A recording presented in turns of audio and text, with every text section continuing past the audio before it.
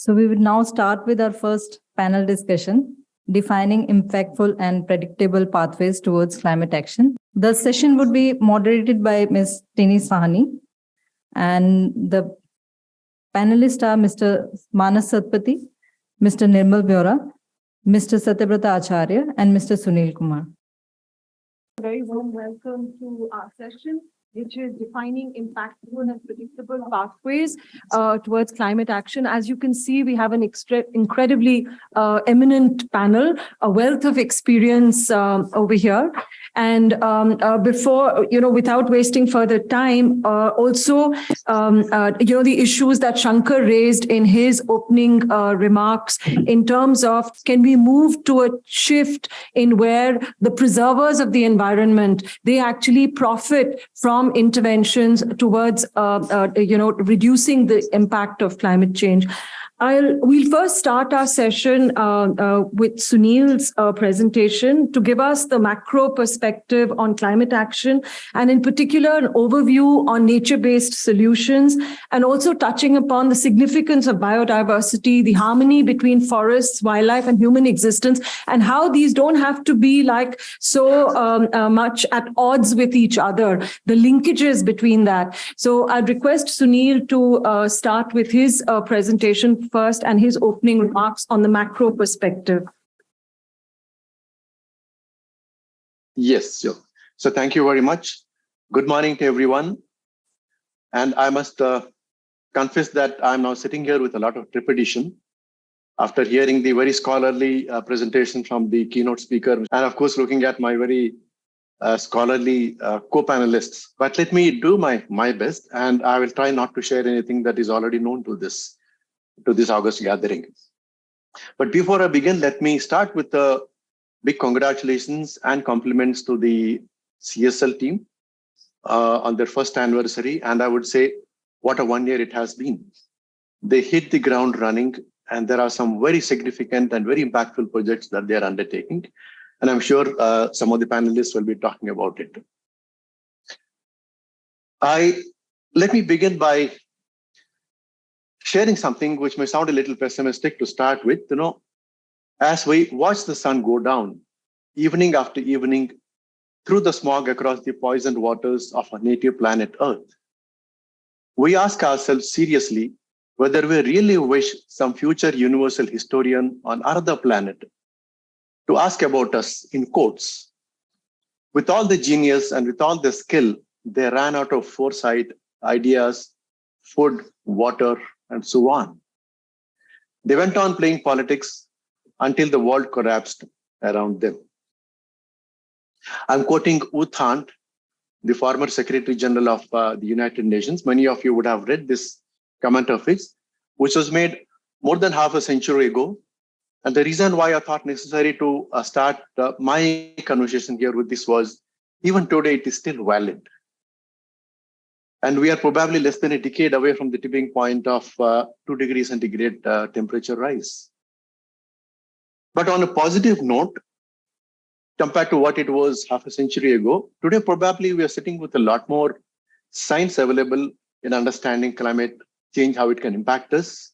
May not be able to forecast as much as, let us say, weather forecast with precision, but we know what the path can be. And there are technologies and a set of practices available to us to be able to go towards a path that will enable us to avoid this kind of a disaster. So I would start with a few assumptions, and I'm saying these are assumptions because all of you may not agree with the assumptions that I would base my conversations on. The first assumption I would make is that while we have, as a civilization, lived and grown with many beasts, climate change is one of them, an existential threat. We have, as a civilization, grown with the beast called the market economy or the free economy. We recognize this as the best means of wealth production, distribution, and rewarding the hardworking from the not so hardworking, and rewarding the risk taker from not the risk taker. And this beast does not recognize equity, unfortunately. It only recognizes return on equity. And can we wish it away? I don't think we can wish it away. The beast will remain that way. And for those of us who are practicing in this space, we need to acknowledge this factor when we work around our solutions. And to substantiate my assumption, I would say that look at the numbers of investments that go into the space of forest conservation, biodiversity, climate change. Bulk of it comes from public funding, nothing from the private investments. When it comes to biodiversity, less than 14% globally is actually from private investments. So this is something that we need to contend with. And if this be the case, and we typically, and I'm saying it as a practitioner, if we go to an investor and say that, look, we need to compensate the communities who are the protectors of our forest, would you be willing to part with a good part of your carbon offsets, carbon credits, to reward them for protecting it? The likely answer is no, because the investor is answerable to somebody else. So I'm flagging it, not making a case for them, but these are facts that we need to be aware of and cognizant of when we work around solutions of mitigation and adaptation. My second assumption is that the marginalized communities do not wish to be like that anymore. They wish to be like you and I sitting in this hall. They wish to eat the kind of food that we eat. They wish to be as much consumers as we are, use smartphones, drive in good cars and motorcycles, and spend as much energy. And we wish to bring them into our side, be like us, not stay where they are. And so we need investments, we need technology to bring them into this. And that's where the emerging technology, which is focusing on reduced emissions, removal of greenhouse gases, technologies that enable us to shift towards non-fossil fuels or renewable energies, these are the ones which are welcome. And connecting to this is, it has been said that the irony of climate change is that it does not recognize between the one who actually is the cause of it and the one who is suffering. Not only intersea between communities, but even intersea among the nations. Somebody else has been the polluter in the past, somebody else is paying for it. And we need to recognize this. So the solution has to come from all. These are the few things that I wanted to place on the table before I move on. And Tini, I'm also conscious of the watch. If I'm exiting, to please let me know, and I will quickly wind up my conversation. So considering that some of the practitioners are sitting here, I wanted to flag 3 issues which I thought are important from the point of view of climate change and mitigation adaptation solutions that we work around. We often see climate change as a standalone. While, yes, it is strongly seen and discussed in conjunction with economics and trade, and of course with science and technology, we need to acknowledge the fact that the transition of moving from a conventional carbon-based economy to a low-carbon economy or no-carbon economy is going to be a difficult one for the communities that we are talking about. It's going to cost money.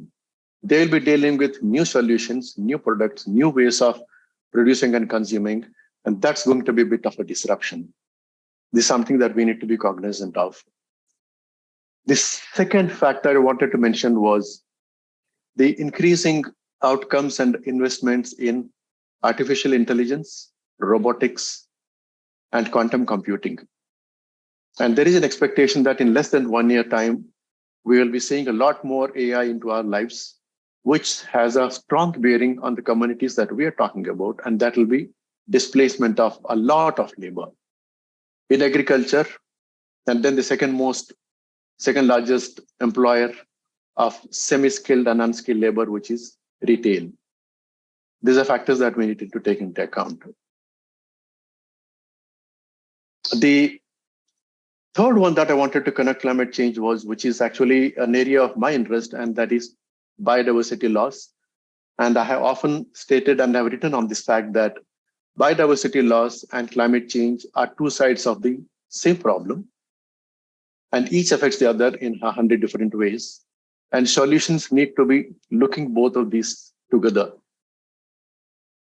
And we're all familiar with the fact that while forests have gone through a tumultuous history where they mostly remained as sinks rather than absorbers, it's the oceans which have actually borne the bulk of our greenhouse gas emissions. In the past half a century, probably they have absorbed about 90% of our emissions. And today they are so acidified that their ability to absorb any more carbon dioxide is absolutely impaired. And that has a huge cascading effect on the life forms from the ocean and from the ocean onto the land. And if we acknowledge the fact that it's biodiversity, which is the basic foundation on which our food, fuel, fodder rests, then we have a problem at hand. And so all solutions need to be looking at this, and that's where nature-based solutions comes into play. This is not a new word or new term at all. I mean, it has always been there in the lexicon of the UN Convention on Biological Diversity as ecosystem services. It's only when it was picked up by the UNFCCC that we started using this word as nature-based solutions.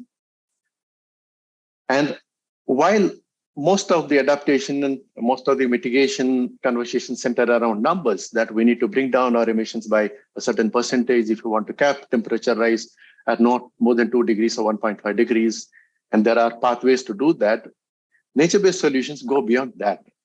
In addition to numbers, it ensures that we are talking about biodiversity, the life forms around the landscapes that we work, the hydrology part of it. Even today, we focus on hydrology or water in the way that we utilize it or manage it downstream. Even today, the focus on water at the source, which is the catchments, is something that is not much spoken about. Of the 22 river basins that we have, some of them have their origins in glaciers, all right. But good part of the water actually comes from the catchments. And the productive, effective catchments are in the forests, not in the towns and cities where the water runs off or gets evaporated. These are some of the values that nature-based solutions bring in.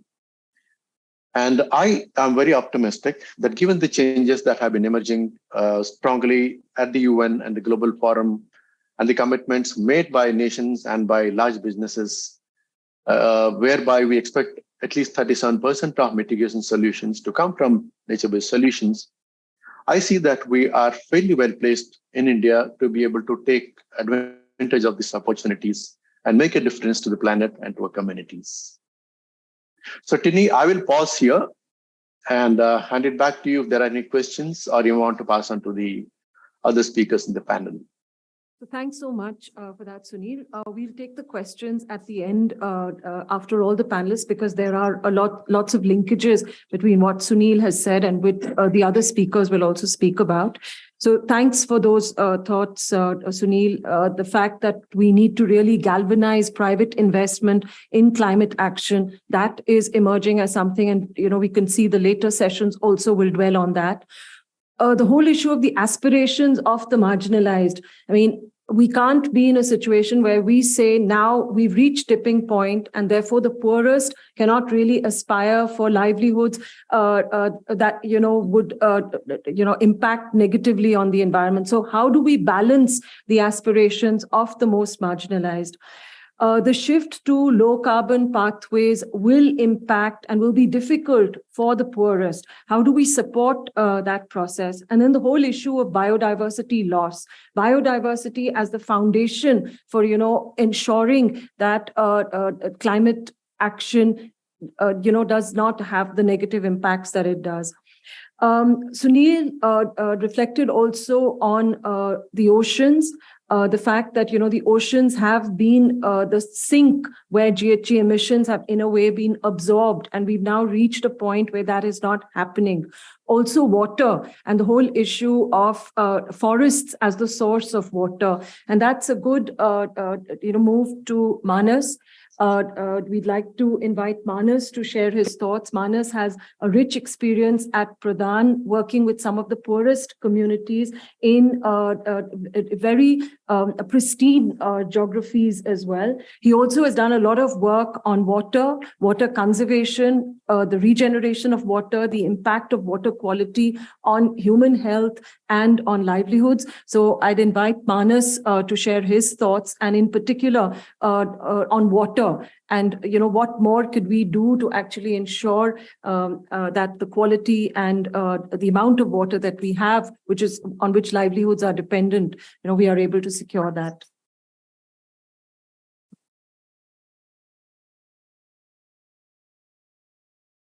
Morning, everyone. Thank you, Tini. And it's an honor to be here to participate in this Planet Dialogue 2023.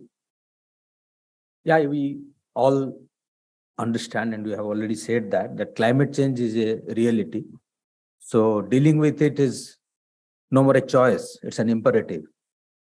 So we urgently need to do something about it. And we have all talked about adaptation to climate change and mitigation of climate change. So I would like to make a clear choice here that both are important. I understand, I agree. But if at all we have to have a precedence, it has to be adaptation, because a significant population without contributing to this climate change much, as Shankar pointed out, are suffering a lot because of this. Their livelihoods, their food security, their health are severely threatened by this change, and without contributing to this change that has happened. Even though it is anthropogenic, they have contributed less, but suffering the most. And another thing is that mitigation, even though today we make it zero emission, the climate is not going to change in next 10, 20 years. It will take 1,000 years to reduce the temperature. So this is the reality. We need to understand and help people adapt to this, and who do not have the knowledge or resources to bring about this change themselves. So that is an important aspect. And recognizing this, as Tini has requested, Pradhan has acted on many fronts to deal with it. But water conservation, if we talk about, we have taken significant steps to address this, because we understand that if we have to help rural communities sustain their livelihoods, food security, and health, we have to focus on water conservation. That is the most critical input for their production systems. And also it is getting contaminated very fast. So they need to protect it for their health purposes. So we identified, as soon as MGNREGA was launched in 2005, we immediately identified this to be an opportunity to promote water conservation in the country. And we prepared manuals and all this to interact with Ministry of Rural Development, create opportunity, leverage MGNREGA as an opportunity to promote water conservation in the poverty geographies of the country. But it took 18 years, and still I would say that it is not mainstream, that recognizing MGNREGA to promote water conservation, because we do not have any other program today. Even the watershed program has not is not getting enough resources, and it is not having widespread effect. So MGNREGA is a great opportunity, but we all know that the allocation this year has reduced to 60,000 crores, I think. And even though the expenditure last year was 98,000 crore in 2022-23. Yeah. So we identified this opportunity. We interacted with many stakeholders, and we launched the initiatives in 3 states, not at the same time, one after another, to work with other NGOs, to work with donors, to work with government, to create an opportunity where multiple stakeholders came in to help community plan water conservation measures for their villages, and how they could be executed under MGNREGA. I think this effort, including all the 3 states, have mobilized around 2,000-3,000 crores under MGNREGA to create sustainable livelihood asset for conserving water and utilizing it to meet the climate challenge and secure their food crops as well as cash crops, to help them have a decent income. The study, XIMU, Xavier Institute of Management, has studied it, and other studies also have been done. And it is seen that in all these villages where they have been able to, it takes around 3 years time to execute all their plans. So where they have been able to execute it, at least 50% of the families have stopped depending on unskilled labor work and have met the food security around the year, and also have a decent income. So water conservation can help families, rural families, whose assets and livelihoods are mostly tied to climate sensitive production factors, really can help them, is well established. And I think examples are there in most of the states, apart from what Pradhan has done, many states have created models that can ensure families to conserve water to deal with this climate change challenge. But still, it is not mainstream. And it is not even though in the policy it is articulated in MGNREGA that people's plans should have been implemented. From the beginning, it is articulated. But still, I think in 80% of cases, it is not people's plan that gets implemented. Plans are made outside the villages, and that is what gets implemented. And again, the real demand also is not yet known. That is why the budget also has been reduced. So that is the scenario. So the way to go forward is to create more such opportunities, mobilize more resources. I know even whatever resources are available today are not adequate to ensure water conservation in all these pockets so that their livelihoods are protected against climate change. But still, whatever resources are available, they are also how to focus on helping people prepare, plan, and implement them. Again, new guidelines have come up for localizing SDGs through GPDP, Gram Panchayat Development Plan. Yeah. So again, new guidelines have come up, but unless we really understand the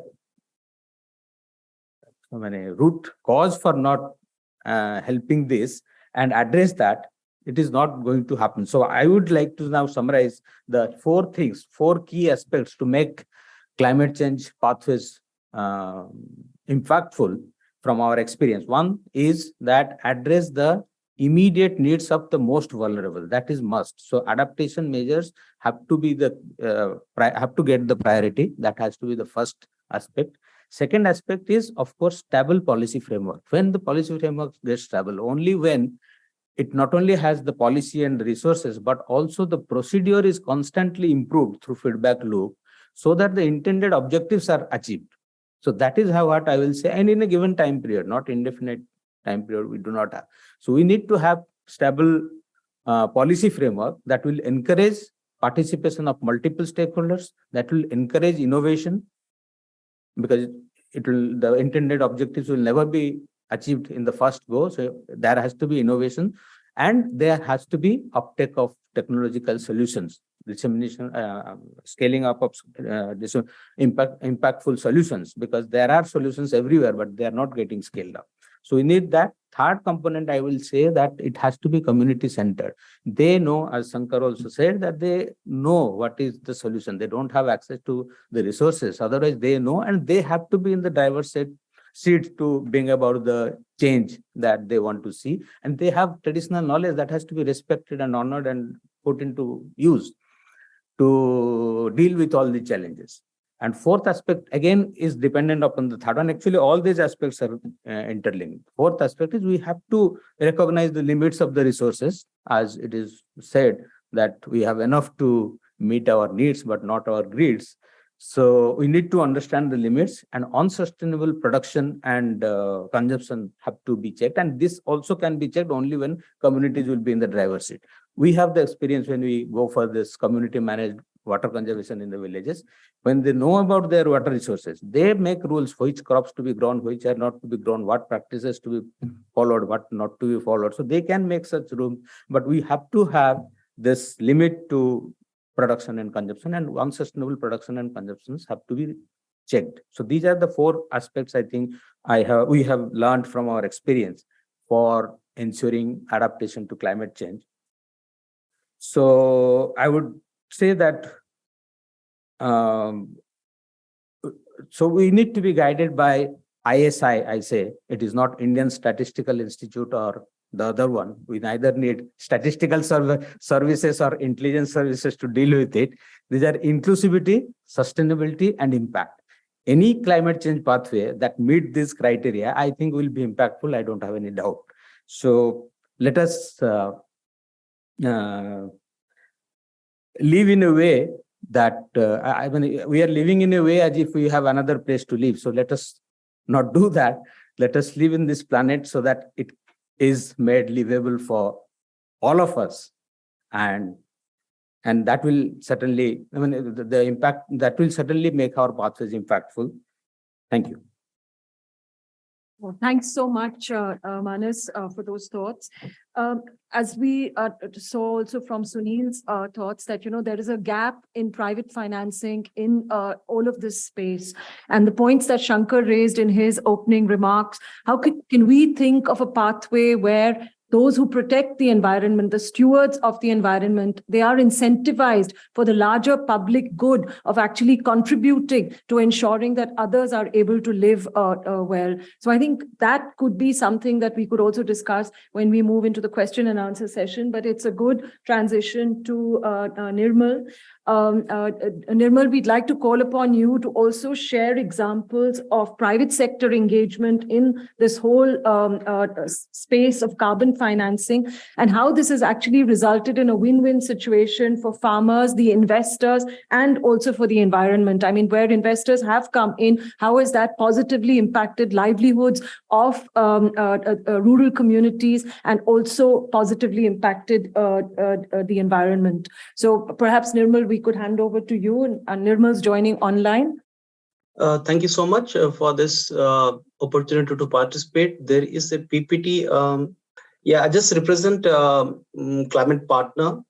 It's a company based in Germany, which engages with around 6,000 clients, supporting them with services in their climate journey.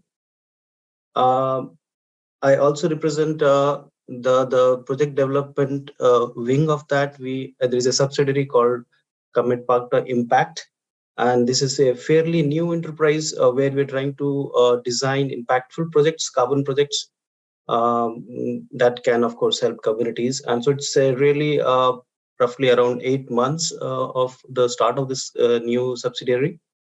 And I will just take you to the frameworks, I think, on concepts that are working in this short period of time, and share a few project models, of course, highlighting the key role that financing is doing to improve livelihoods of communities. Since I'm leading a team of the nature-based solutions, I'm just kind of recognizing the key role that communities are playing. That's the framework on which we start the project design. There is there's communities and the landscape. As you see in the picture, there's a lot of pressure on the landscape. There is a lot of needs that we need to fulfill from the same landscape. There is food, there is income, there is cereals and pulses, there are animals, there is timber, we need fish, there is nutrition. There's a whole lot of biodiversity aspects that also are kind of in the same landscape. And this slide is essentially the basics of our engagement to clearly say that there is a significant role that communities have, and all the project design, all the project development on carbon that we're doing essentially starts from them. They are the protectors of the landscape. They also depend on them, and the result of which there needs to be kind of a right balance, which is critical for the long-term carbon projects to survive and prosper. And so that's a statement that we start our work with. This is again in the framework that we kind of engage in this in our carbon journey. As you see, this is a landscape approach where there are different land types, and as you see, the challenges, the complexities of each land types are different. All of them are important. If I start from the upper ridge, you see there is forest protection. Communities engage to make sure that the whatever forests are there remain intact. There are no more further.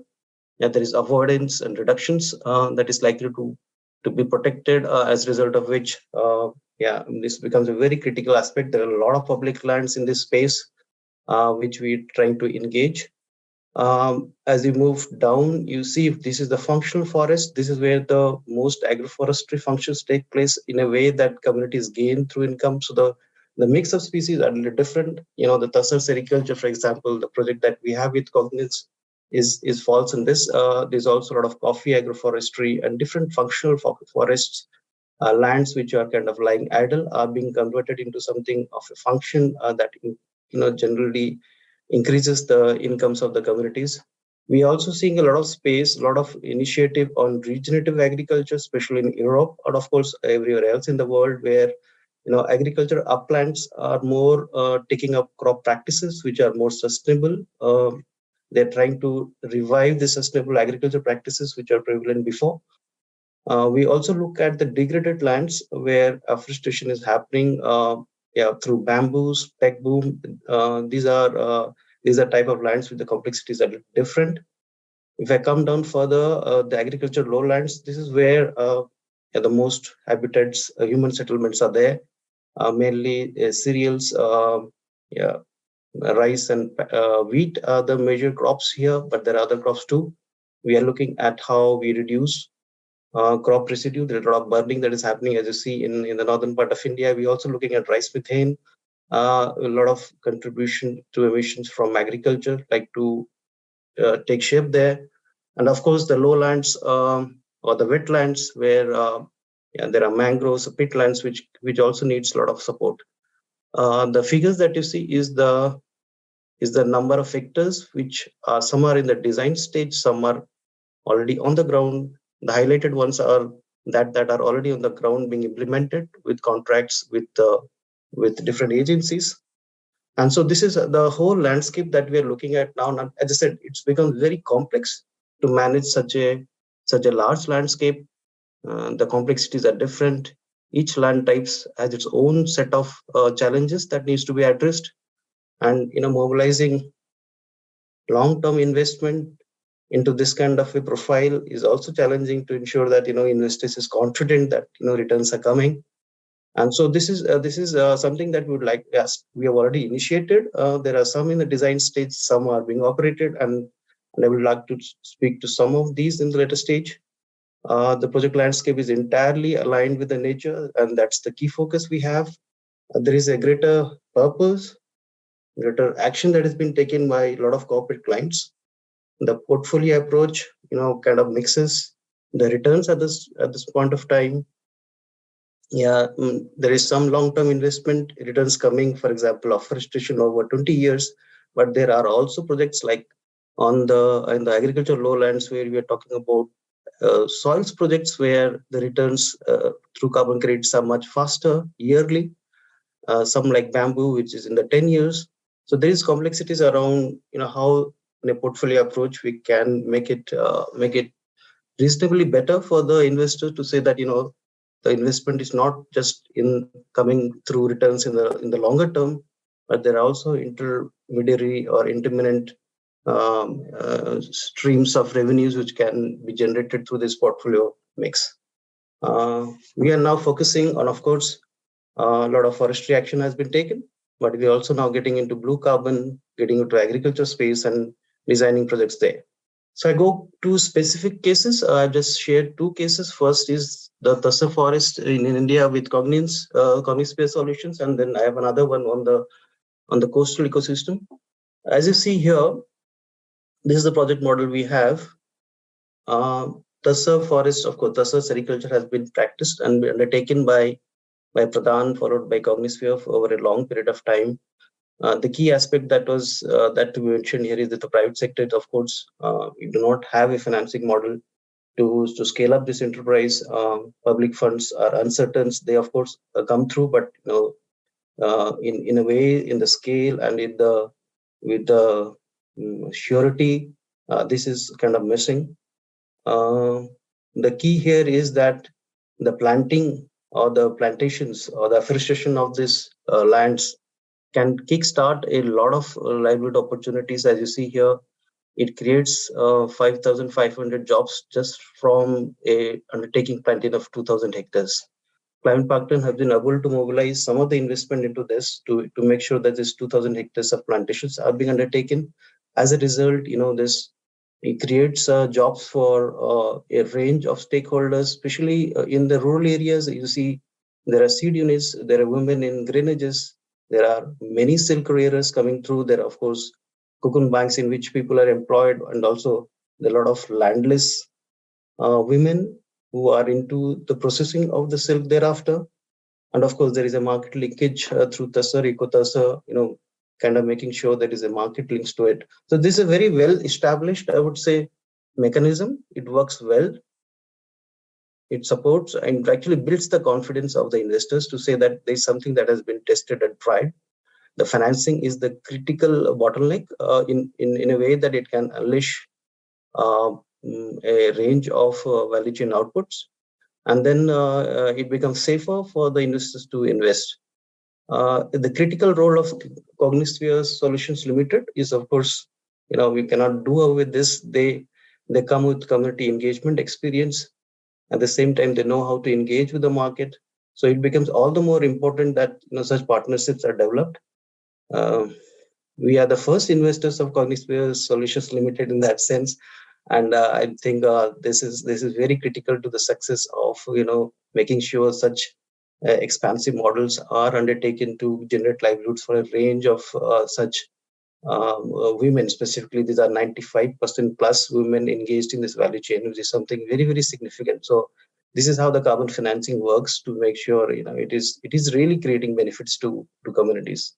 So this is an example of how the financing can unleash a range of things and, of course, make it much faster. I think many investors are also now coming into Cognisphere, scaling this further. And this is something which is really working well, I would say. And of course, we'd all like to scale it up later. But at the moment, these are the components on which the concept on which it builds the confidence of the investor going into it. Next slide, please. Yeah, there are some photos from the same Tasar project. You see on the left side, this is the kind of land that we have, flat pieces of unused private lands belonging to the communities. There's, of course, soil fertility, soil erosion. I can just see the nature of the land that it is, and suddenly in say 2 to 3 years, 3 to 5 years, it becomes something in the middle. The forests have been generated. Life on land, as you see, has significantly grown. I would say the birds, the insects, many things are coming back to life here. A piece of land which was unused, suddenly has come into life. And the photo on the right side represents the communities and the benefits that are coming out of this. So this is a kind of a win-win scenario that we look at, where we as an investor, we get the carbon credits back, a return which is intangible. So there's nothing basically coming out of this, but tangible benefits are income from silk. So that's how the win-win scenario is created in a way that we get nothing tangible out of this. All the tangible benefits belong to the community. The land belongs to them. The production belongs. The product that comes out of it belongs to them. And of course, in addition, we get all this biodiversity components back to life. So that's I would say some of the key concepts in this win-win scenario. Next one. Yeah, this is another project model for in a coastal ecosystem. It's a little different from a terrestrial one. Mangrove restoration in Indonesia, for example, you see coastal habitats are, of course, degrading. There are a range of factors. There is firewood, the fuel wood, there is a charcoal mafia. A lot of coastal areas are being converted into ponds for shrimps. There is pressure for agriculture on the same kind of land. There is palm oil being now being converted into from mangroves to palm. So there's a lot of pressure on the coastal ecosystem. Taking away mangroves are a great role in carbon sequestration, in removals, especially in the soils, because the roots that you see, kind of keep the sediments over many years. The moment a mangrove is deforested, the whole stock of sediment that was kind of holding done by the roots are now kind of are released to the atmosphere again. So there's a very critical function, and now, of course, the world is looking at mangrove restoration in a completely different way. They understand the role of the mangroves here. So again, there is a lot of risk associated with restoration of mangroves because it is completely on the public lands. There are, in the previous case, you saw there are private lands. The stakeholder, the community pay a lot of lot of protection there. But here, again, the critical issue is to how to involve the communities to make sure that they are able to protect the mangroves for a long period of time. No public investment for sure, and that's why the critical investment becomes very necessary. And this is again a very long-term initiative, 20 years plus, 30 years maybe more. And protecting this for this period of time means that the communities are fully generating benefits from this. What happens due to restoration is that certainly there is an increased fish catch, and that's how, as you see, the pond owners, the fishermen, especially the women, are able to benefit from the increased fish catch income. So there's a lot of harvesting of fish that also takes place. There is improved biodiversity, and need not to mention that the roots are the breeding ground of fish, and it kickstarts the whole marine chain, making sure that the large number of people who benefit out of it. Birds, reptiles are another sets of species which actually gain out of this, and more than anything else, it is the protection from extreme weather conditions. For example, you have seen tsunami in Indonesia, of course in India too, but the devastation was quite high. The high waves, there is something and that had destructed a lot of property plus lives. And mangroves grow up to a large extent, break the high waves and protect these coastal communities from this extreme weather condition when it happens. So this is again a financing model. It is much riskier than say terrestrial conditions, but then there is an opportunity as the design takes place to make sure there are multiple investment periods. So example, in the fifth year or the 10th year, if there is a loss in the mangrove area or the canopy cover, we reinvest again to make sure that there is the causes of this reasons thereof on the losses can be addressed. And so there is multiple credit inputs into this, and that makes it more successful. And so this is another model on how the communities play an important role. We also look at partners who have experience on the mangrove vistas for many years, and then a combination partnership between communities, the partner and the financing makes a good case for biodiversity, improved benefits, and the climate benefits. The next one. Yeah. So on the left, you see, this is exactly what I meant. And the height of the mangrove trees, as you see, is more than 10 meters. The light green is the mangroves which are actually growing up now because of the planted restoring conditions. So we are trying to extend the mangrove towards to the coast. So there is a greater fence in the coastline. Some of the planting you can already see being extended in the front part of the picture. So this is exactly the biofence that is being created in the coastal areas. In the middle picture, you see these are the ponds. There are a large number of such abandoned ponds due to shrimp cultivation. Now this is being all converted into into mangrove planting, and the quality of ponds, of course, the quality of the land quality and the water quality is quite poor. But mangroves takes a little time to restore on this. But this is something also very significantly undertaken of the abundant ponds. So that's the concluding side. I would say the reasons of how the factors which makes it successful, the technical models. So we're trying to take up things which have been tested and tried, even if it's small scale. Use the financing to scale up things that is working. We look at partners, their strength, the experience that they have. Can we build on something for a long term? You look at a social model, how the structure of the communities being engaged and are operating on the ground. What kind of planting model, what kind of planting species, which kind of tree species is biodiverse, it is native, non-native. So the mix of that.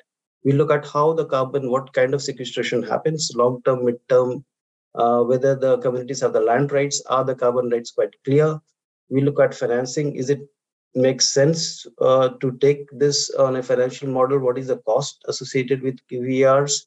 Then we also look at how it impacts the SDGs, including the biodiversity goals. And this in together, when it all comes together, we look at a successful project in the carbon space. I think that's what I have to say. Thank you so much. So thanks so much for that, Nirmal. And I think the points that you made and the two examples are very powerful stories, region-specific solutions, but also more importantly, community-specific solutions.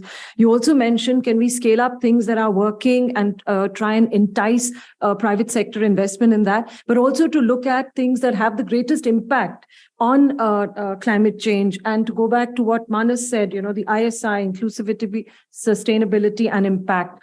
I'll hand over to Satya to also speak about impactful pathways around soil restoration, the whole issue of soil health, which is so fundamental to livelihoods, land restoration, soil health, and also to speak about sustainable livelihoods dependent on healthy soils.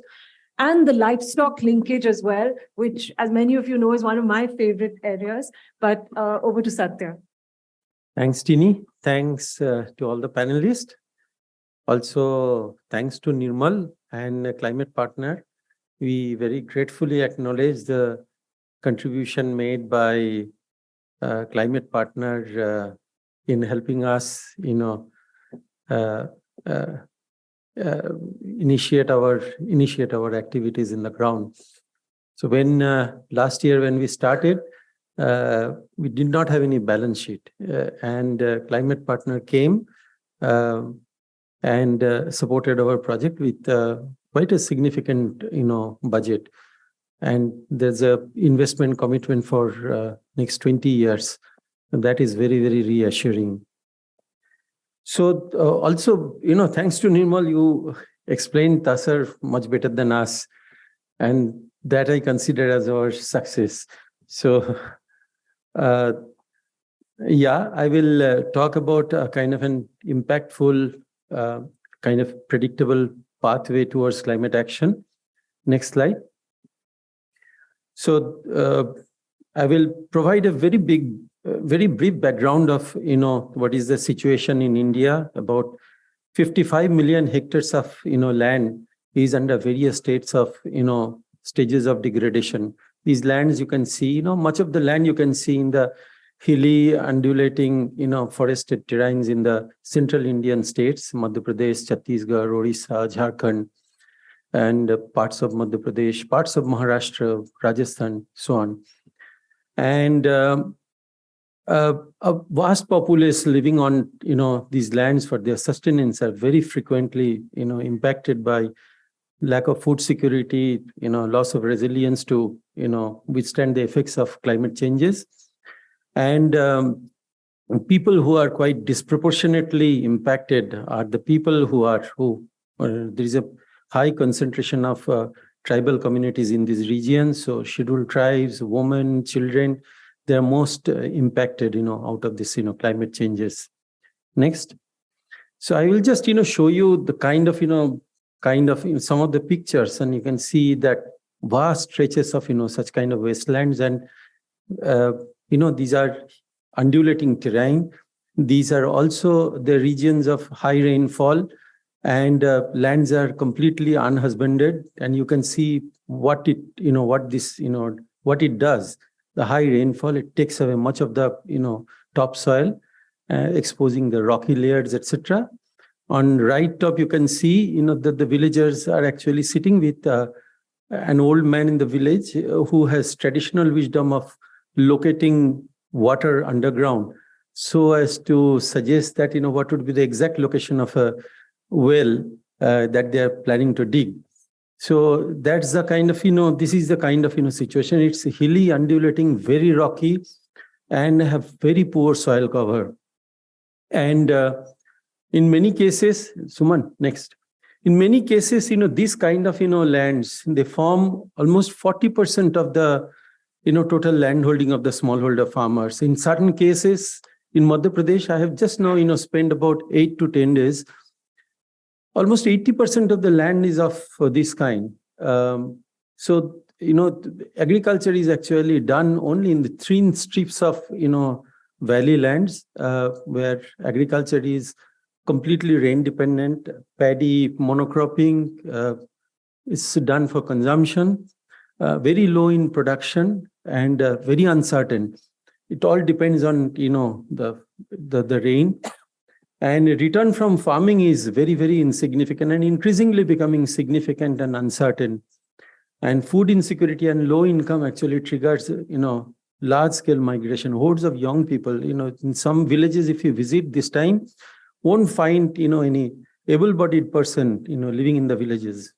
So old, infirm, women, children, they actually are the, people now reside in the villages. People cannot take, people cannot actually make a required amount of, investments, neither have the wherewithal to actually, develop their, this kind of, degradation, develop this kind of, degraded lands, arrest degradation as well as, develop their lands, doing, land husbandry measures, bunding, terracing, leveling, so on and so forth, which actually the soil requires that, the landscape requires that. So next slide. Oh, this is it. So, when we looked at, what could be what could be our purpose, I thought that, looking at these vast stretches of, we were actually inspired to work with the local communities in order to see that, the very large stretches of their, degraded uplands could be restored. And that's how we can actually build resilience of the local communities. And we sincerely believe that, doing that, it can actually then offer food security, better income security, etc., and a kind of a resilience of local communities to face climate change. But here we have to also look for, very innovative and scalable solutions. First, a robust livelihood model by utilizing the degraded uplands is the key to unlock the potential of the landscape towards building food and income security of the local communities. This is extremely, extremely important.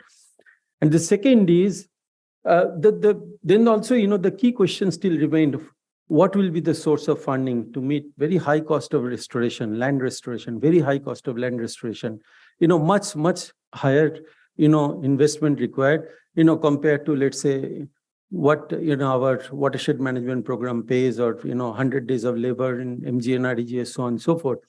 It will take years and years, with 100 days of labor to, restore even, small part of the landscape. So that's the kind of challenge. So the idea to set up Cognisphere is to explore the scope of mobilizing investments other than grant fund to hasten the pace of development in poverty region. I think, so this was one of the purposes out of several purposes. And Sumita has also, explained, why Cognisphere was set up and how, Pradhan has actually envisaged a kind of a different role of Cognisphere and a kind of an, opening new windows and new frontiers. So in this instant, we have reached out to a number of corporates who have obligations to offset GHG emissions and are the greenhouse gas emissions and are willing to invest in carbon sequestration projects.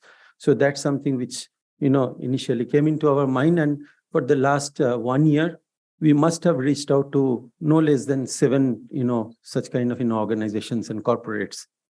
Next. Now, our experience suggests that you need a model that works both for the farmers as well as investors. So, there are these two circles. One is, if you just consider that, one is of the farmers, the other is of the investors. So farmers have land, labor, need for a dignified life. So that's something which is understood. And on the other hand, you have investors who have funds, carbon offset obligations, and at the same time, they have aspirations to achieve certain kinds of, SDG goals, at least aspiration to contribute to, certain kinds of, certain SDG goals. Now, if you can, we walked around this hypothesis that if we can bring together these, two circles, if we can, bring them together and create a kind of an interface, create a kind of an intersection. And on the intersection, if you can actually help in creating multiple benefits in the form of sustainable livelihoods, employment for youth, better habitat, ecosystem services in the form of clean air, clean water, so on and so forth, and carbon credits and other SDG goals, including gender equality, could be biodiversity, could be access to, water and sanitation services, so on and so forth. So And if we can create a kind of a mechanism by which, there is a kind of an equitable share of these benefits between the investor and the farmers, I think that's where, that's how we can actually build the kind of model, which also explained by, my earlier presenter, Nirmal. So, what we are doing in the role of Cognisphere is basically to bring these two constituents together. The second part is also about, in terms of building the capacities of the farmer. So when we see that, we can certainly create common grounds, we can certainly expand the common grounds by ways of, introducing innovative models, whether it is technical, financial models, social models. The second thing could be also about capacity building, institution building of the smallholder farmers. The third thing could be also about, how do you create a kind of a mechanism whereby the benefit sharing could be fair, just, and transparent between the farmer and the investors. So that's, for the last 1 year we have been doing. There are challenges, but at the same time, there are way forward. So that's something which, something is being also envisaged in the near future. Next. So the model is based on afforestation and degraded lands. I'm not, going to talk because, Nirmal has already spoken about it, but it's basically about raising Tasar host tree plantations, Terminalia arjuna, Terminalia tomentosa, and there are several other species.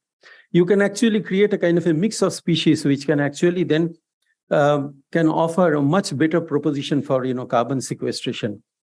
And these trees are anyway excellent sequesters of carbon. Tasar host trees are also highly resilient, in terms of, growing in depleted soil under fully rain-fed condition. And the investments for companies is actually, if you just look at, why we are emphasizing on carbon sequestration potential, because the investments from the companies are all also in a proportion to the quantum of carbon sequestered by the tree plantation or the carbon credits generated. So conscious of this, we also, come up with a kind of a carbon model, tree carbon model, and which actually, in all these cases, we find that, the growth of the tree, takes certain period. It takes a certain, period, quite a long period, 20 years, 30 years period to sequester a kind of a desired level of, carbon. So most of the projects are our, 20 to 30 year projects. So these are long-term projects. It is possible to mobilize, that's our experience suggests in the past 1 year, that it is possible to mobilize large-scale finance, ensure adequacy and quality, which is extremely important, especially when we are looking for creating high-quality, durable asset, which can directly impact the livelihoods of the local communities. This is extremely important. So high rate of tree survival, on the other hand, and good overall growth of the trees are the key parameters of success. So that is something which we have understood, while the selection of species, etc., are all understood. And these are, not, we have not been doing it, very recently. These are all time-tested model for the last 30 years. This is actually, Suman. Yeah. So Cognisphere has decided to go with a kind of a model that has been standardized over the years of trials and, improvement by Pradhan. So Pradhan has started this Tasar project way back in 1988, and still, it continues. And Pradhan has worked closely. So Cognisphere has worked closely with the investors. What for the last 1 or 2 years we have been doing is to standardize this, carbon sequestration model, demonstrate its commercial viability, which is basically the commercial model, as well as, mediate a kind of a fair terms between the farmer and the investors.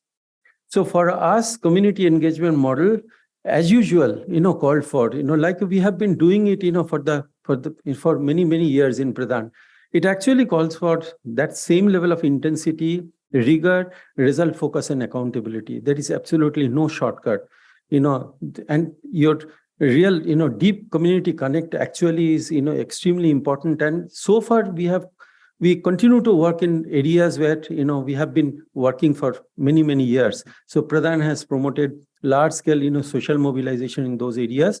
And that's where, we are also in some ways, started to work and intervene. So our focus is, on community organization, capacity building, technology transfer, and building self-reliance. Cognisphere operates on an assurance, creating a kind of an assurance system around the farmers, which is again very, very important. The assurance of availability of funds for the plantation, adequacy of funds, assurance of training, technology transfer, assurance of input availability, seeds, fertilizers, manures, etc. And at the most importantly, the assurance that if you do tassa sericulture, if you plant trees in 1 hectare of land, and if you do tassa sericulture, you will certainly get 1 lakh rupees per annum.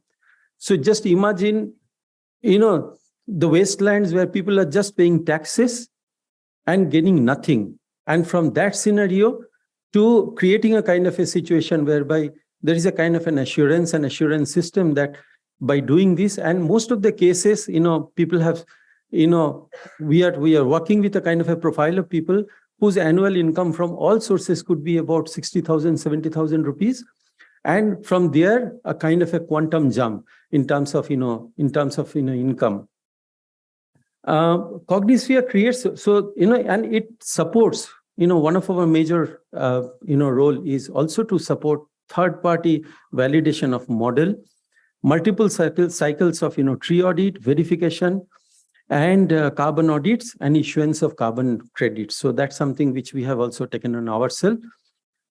So, when we talk about, this kind of an assurance system, etc., and also, improving the predictability of, delivery of results, we have also in the last 2 to 3 years, very significantly improved our plantation model, promoting mix of species, biodiversity, increased spacing, integrated land husbandry, conservation measure, also, intercropping and irrigation in, exigent situations.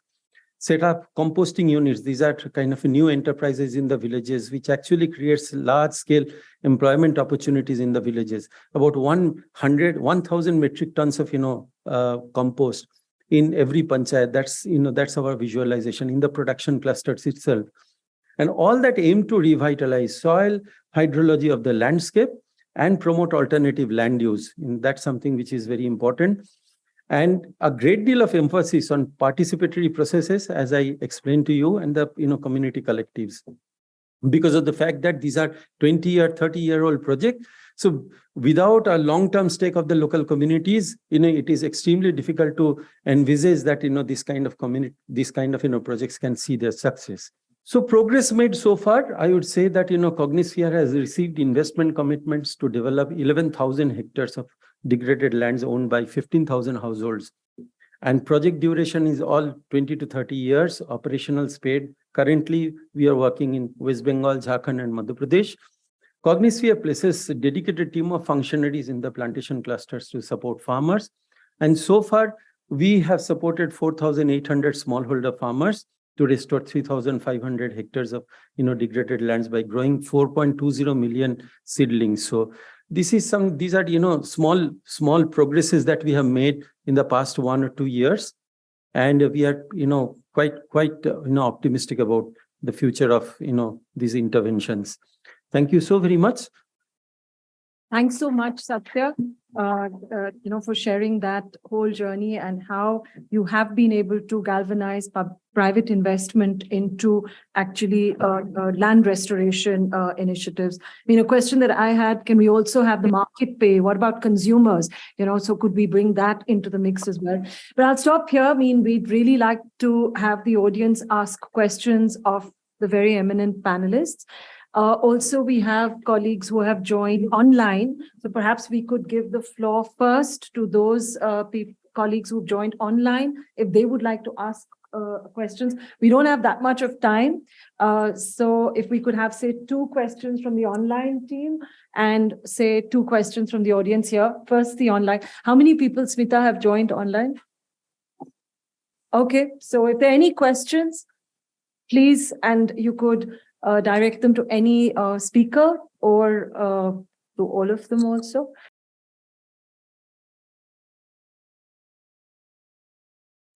Hello, everyone. My name is Ravi Gupta. I'm from Intellicap, India.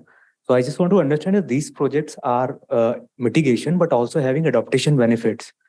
So while claiming or getting the price of carbon means after the growth of trees or after 5 years of project, does we also able to justify the adaptation benefits or co-benefits means apart from the mitigation benefit in this?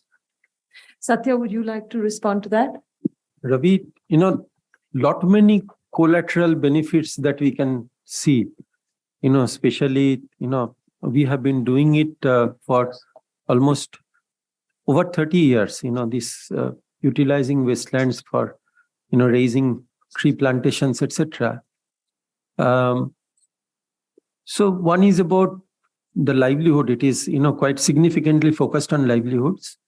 And it actually then creates very robust livelihoods. There is absolutely no, provided that, you also take care of the downstream activities like seed production, silk processing, etc. So that's something which is important. But mere cocoon production itself, can provide a lot of benefits. The other part is also about that lands are restored, you preserve the topsoil. So there is a kind of a visible impact in water table levels that you can see because you are also arresting erosion from the upper ridges. It actually then stabilizes crop production in the lower ridges, especially in the valley areas, which were suffering from all the heavy particles, coming down with water. So in a sense that, and at the same time, you can see that, people are cooperating, collaborating. There are also social benefits, participation of women. It is a kind of a good income, activity for the woman to take part in sericulture, silkworm rearing. Several collateral benefits I can see, and also clean air, clean water, etc. So those are also other kinds of benefits. In case of biodiversity, you can also see arrival of a huge diversity of flora and fauna. With the silkworm, you can also see there are pests and there are predators, there are wasps, bugs, butterflies, there are, different kinds of insects coming in. Is the kind of a buzz that happens, that gets created inside the plantation. So those are the, things that we have, observed. But, it requires, a far more a critical understanding of from the biodiversity point of view, what are the exact, changes that is happening. But, visually, I can tell you that, these are the things which we have seen over the years. But, plenty of collateral benefits that the community gains out of this. In addition, erraticity of rainfall, the way it affects agriculture, it doesn't affect this activity. So that way also it helps people adapt to the climate change. So in poorer, rainfall years, Tasar actually provides you a kind of a bumper harvest. In normal rainfall years, you can find that, Tasar is also going normal, but you can also have. So these are contravariant activities. So it actually stabilizes household economy, cash flow, etc. Thanks, Satya. Anyone else would like to ask a question of any of the speakers? Hi, this is Shoikat from Prasari. So I'd like to ask Shatya that so we have been promoting this traditional watershed management activities and also the government program funded and grant-based traditional watershed management activities. And we are also conducting the plantations like Tasar, etc., that is taking care of the biodiversity and other aspects of it. So linking it to the carbon market, what additional a farmer is getting out of it? Like, all other things we were anyway doing. So if you connect it to the carbon market, so a farmer, the household, what is the incremental benefit he or she is going to get out of that linkage? So what that is, I'm curious to know that. So let us understand, what, leaving aside the incremental part, first thing is that, you have large chunks of wastelands for which you are just paying taxes and getting nothing.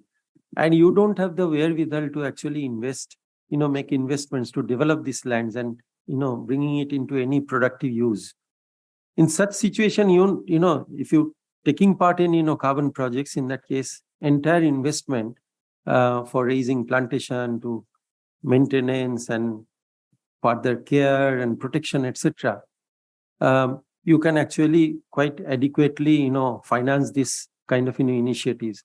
At the end of the day, the farmer actually gets a very robust asset, which actually enables, the farmer to start a livelihood activity from third or fourth year. And, Tasa sericulture, once you start it, it can continue for the next 50 years, 60 years, because the trees are very robust. They continue to grow. And so that's the kind of, income guarantee, and that's the kind of, robust livelihood that the farmer is getting and gaining access to this kind of finance. So that is something which is, almost gets guaranteed for. And the other part is also about, when you are talking about, certain kinds of benefit sharing. Yeah, we are also discussing with our investors about possibilities of, benefit sharing. If there is a kind of an upside of the targeted number of, carbon credits, that can be also shared with the farmer producer organizations or with the farmer groups and individual farmers. So that's something which is also, becoming possible nowadays. So the whole idea is basically to create a kind of a long-term stake of both the farmers as well as with the investors, so that, there is a kind of an ongoing interest in the project, and to see that, these plantations are protected and managed well for next 20 years or 30 years or during their entire productive cycle. Thanks so much, Satya. And I think we're really coming to the end of the session, and I think tea is outside. But could I just ask each of the speakers for just 5 seconds on one key takeaway that you would like to share with the audience as conclusion? The key message here is to build investors' confidence. The projects are long term. It requires protection and maintenance, and this is the key to success. To say that the returns come over longer term, and thereafter the implementation of these projects are, I think, are need to be efficient in a way that it increases benefits to communities while ensuring that the investment is successful. So a long-term lens on that investment. Yep, Manas, absolutely. would you like to? Yeah, I would say that this mitigation is a long-term thing, but helping the most vulnerable to adapt to the change is immediate. So we need to mobilize as much resources. We means I'm saying all stakeholders together to mobilize as much resources as we can to address that challenge immediately. Because 2/3 of our people are living below $2 a day poverty. So that's it. And most of them are depending on agriculture, which is severely affected by climate change. Listening to Sunil, Manas, as well as Nirmal, what I understand that, let us not get fixated with one model. We require multiple models for different kinds of ecology, different kind of situation, whether it is for wetlands or uplands or agriculture, paddy lands.